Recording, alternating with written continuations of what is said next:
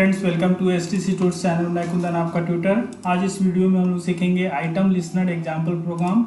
और इस वीडियो में मैं आपको पहले आइटम लिस्नर से रिलेटेड जो प्रोग्राम है उसका थ्योरी समझाऊंगा और फिर प्रैक्टिकल क्लास में प्रोग्राम रन करके भी देखेंगे। तो पूरा वीडियो जरूर देखिए और पूरा वीडियो देखने के बाद अगर वीडियो पसंद आए तो लाइक कीजिए, कॉमेंट करके बताइए वीडियो कैसा लगा, शेयर कीजिए अपने फ्रेंड सर्किल में इस वीडियो को।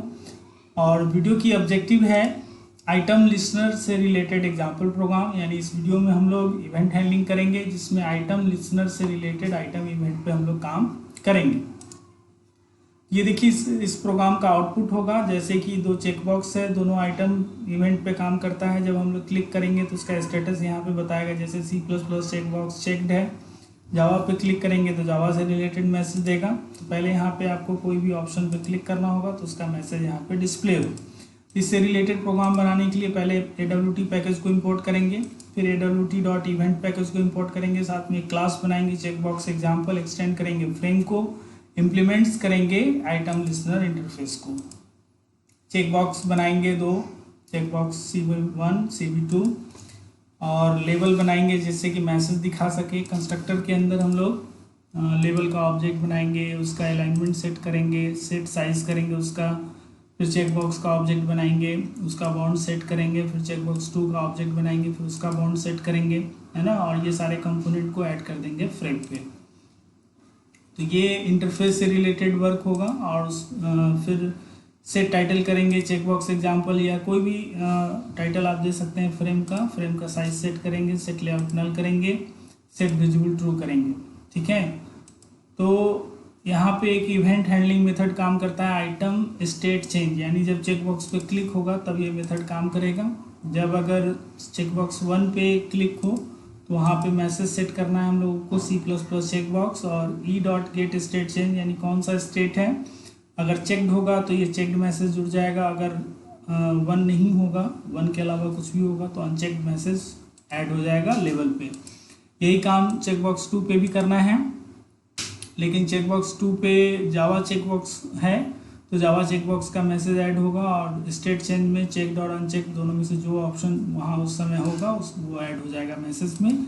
तो ये हमारा आइटम स्टेट चेंज जो इवेंट हैंडलिंग मेथड है उस पर काम करेगा। और मेन मेथड के अंदर हम लोग क्लास का ऑब्जेक्ट बनाएंगे जिससे कि कंस्ट्रक्टर कॉल और सारा काम हो जाए।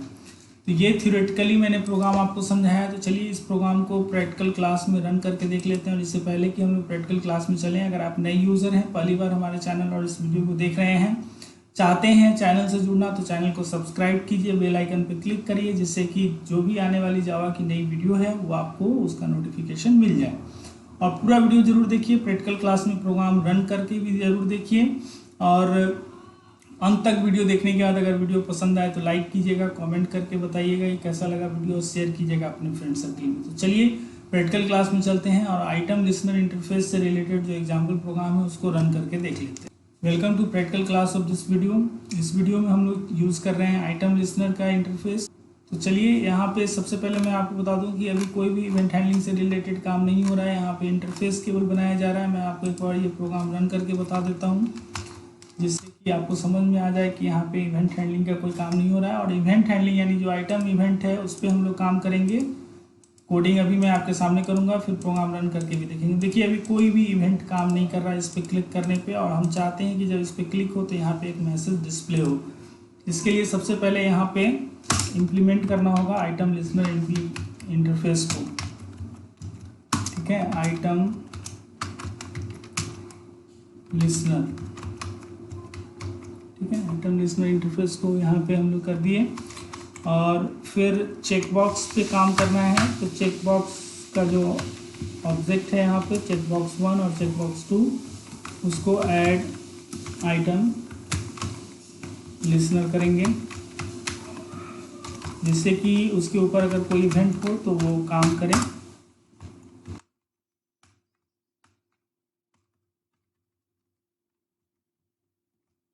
चेकबॉक्स 2 पे भी ये काम करेंगे, चेकबॉक्स 2। और एक मेथड है, इवेंट हैंडलर मेथड है आइटम स्टेट चेंज, उसको ओवरराइड करेंगे। Public void item state changed, ठीक है। जनरेट होगा तब काम करेगा। इसके अंदर जो कोडिंग करनी है वो मैसेज डिस्प्ले कराना है लेवल की मदद से। तो सबसे पहले चेक कर लेंगे कि कौन से चेकबॉक्स से क्लिक हुआ है। तो ई डॉट गेट सोर्स है इक्वल्स टू चेक बॉक्स 1। हम लोगों को जो काम करना है लेवल पे मैसेज सेट करना है। तो लेवल का जो ऑब्जेक्ट है level dot set text,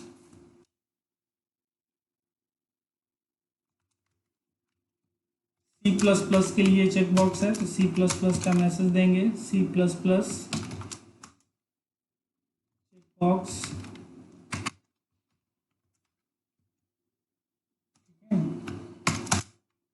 plus यहाँ पे चेक करेंगे E dot gate state change method को कॉल करेंगे और कंडीशनल ऑपरेटर यूज़ कर रहे हैं। कंडीशन है हमारा कि स्टेट चेंज इक्वल्स टू 1 है या क्या है। अगर चेक रहेगा तो 1 आएगा, अगर चेक नहीं रहेगा तो 1 के अलावा कुछ भी आ सकता है ना। चेक्ड या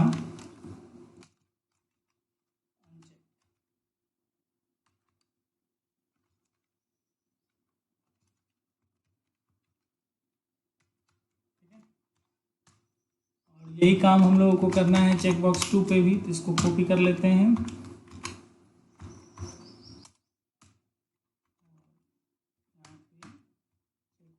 की जगह पे 2 और C++ की जगह पे जावा। ठीक है, जावा चेक बॉक्स और सब कुछ सेम रहेगा।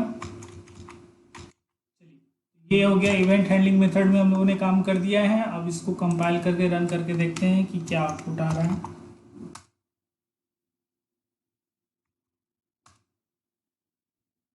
यहाँ पे C++ पे क्लिक कर रहे हैं तो यहाँ पे मैसेज आ रहा है C++ चेकबॉक्स चेक्ड।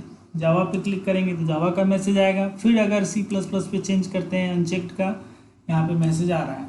इसका मतलब हम लोगों का जो प्रोग्राम है वो सही सही इवेंट हैंडलिंग हो रहा है। आइटम लिस्नर की मदद से मैंने यहाँ पे किया है।